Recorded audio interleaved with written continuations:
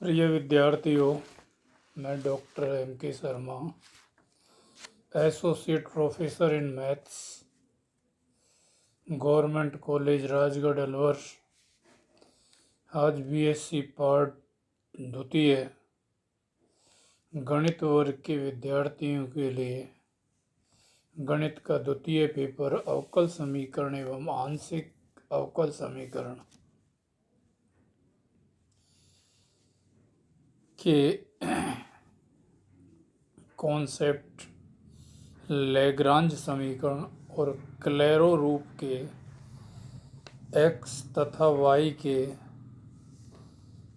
रेखिक अवकल समीकरण को कैसे हल करते हैं उसके बारे में आपको अध्ययन करवाने जा रहा हूँ।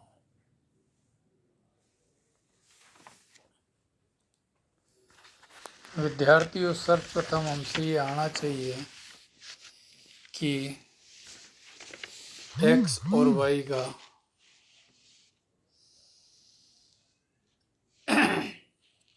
लैग्रांज रूप का रेखिक अवकल समीकरण क्या होता है तथा क्लेरो रूप का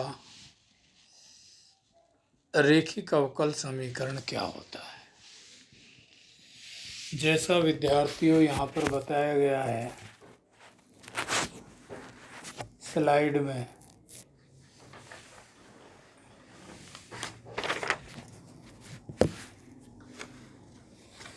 y = XFP plus capital FP के रूप का जो अवकल समीकरण है वो लैग्रांज समीकरण कहलाता है। इस समीकरण के हल करने के लिए हम सर्वप्रथम जो समीकरण नंबर 1 आपको दर्शाया हुआ है उसका x के सापेक्ष अवकलन करते हैं।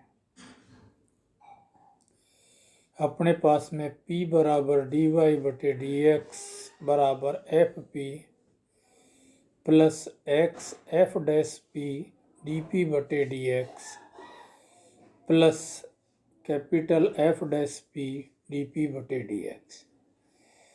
इसको थोड़ा सा हम सरल करके लिख लेते हैं तो यह x एवं p के अंदर एक रेखिक समीकरण अपन को प्राप्त हो जाता है और इसका हल हम जैसा पूर्व में हमने अध्ययन किया था उस हिसाब से इसका हल निकाल लेते हैं और वो x = 5pc के रूप में अर्थात समीकरण 2 के रूप में हमको प्राप्त होता है।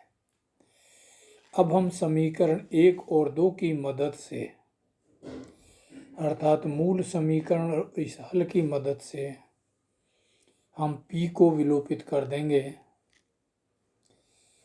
p को विलोपित करने पर हमको अभिष्ट लैग्रेंज समीकरण का अभिष्ट हल प्राप्त हो जाएगा। ये तो स्थिति जब है जबकि p गायब हो जाता है। यदि p गायब नहीं होता है, p विलोपित नहीं होता है तो x का मान 2 से 1 में हम रख देते हैं। हमारे पास में y का मान समीकरण 3 के रूप में p और c के रूप में प्राप्त हो जाता है।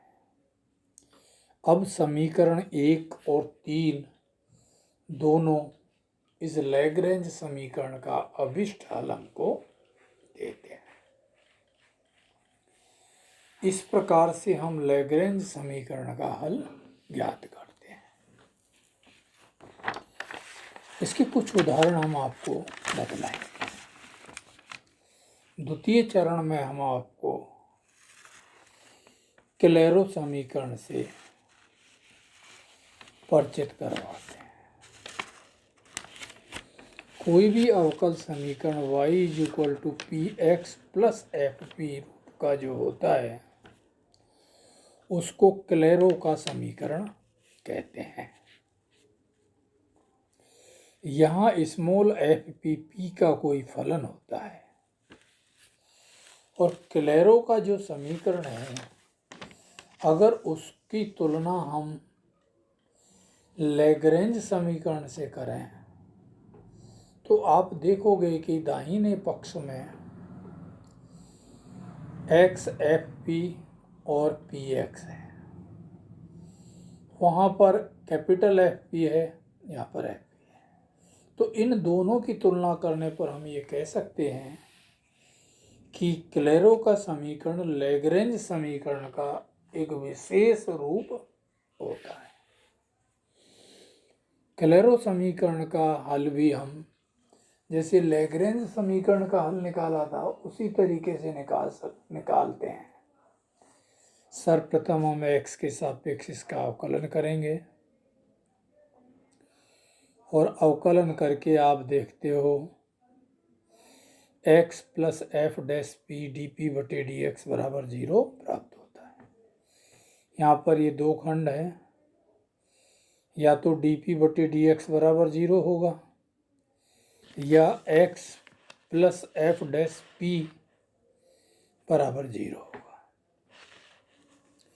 जब डी पी बटे डी एक्स बराबर 0 होगा तो दोनों पक्षों में जब अवकलन करेंगे तो p का मान c आ जाएगा, और क्लेरो समीकरण में p का मान c रखने पर y बराबर सी x plus F C Clairo समीकरण का व्यापक हल हमको प्राप्त होता है। क्लेरो समीकरण का व्यापक हल प्राप्त करने के लिए हम अवकल जो समीकरण दिया हुआ होता है उसमें p के स्थान पर c रख के भी व्यापक हल प्राप्त कर लेते हैं। अब क्लेरो समीकरण y = px plus F P तथा x plus F dash P से p को विलोपित करने पर एक दूसरा हल स्वेच्छ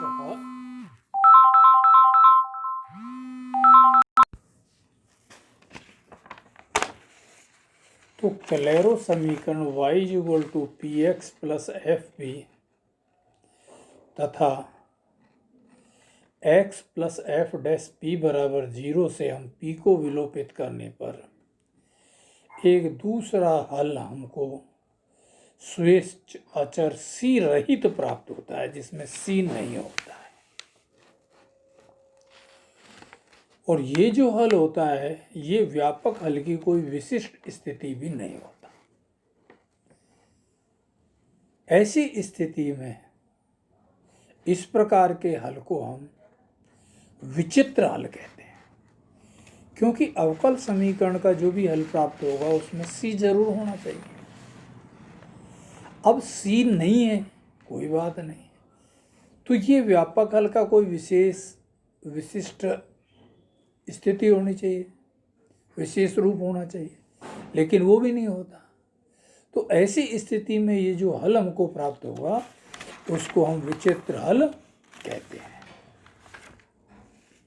अब इन क्लेरो समीकरण और लैग्रेंज समीकरण से जो संबंधित उदाहरण होंगे उनको किस प्रकार से हम कल हल करेंगे वो मैं आपको बतलाता हूँ। आपको एक एग्जाम्पल यहाँ दे रहा हूँ मैं।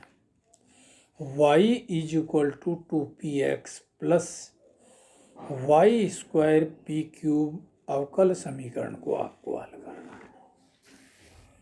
देखिए विद्यार्थियों, अवकल समीकरण के जितने भी उदाहरण और अनसॉल्व्ड प्रश्न हैं इनको हल करते समय हमको विशेष मेहनत करनी है।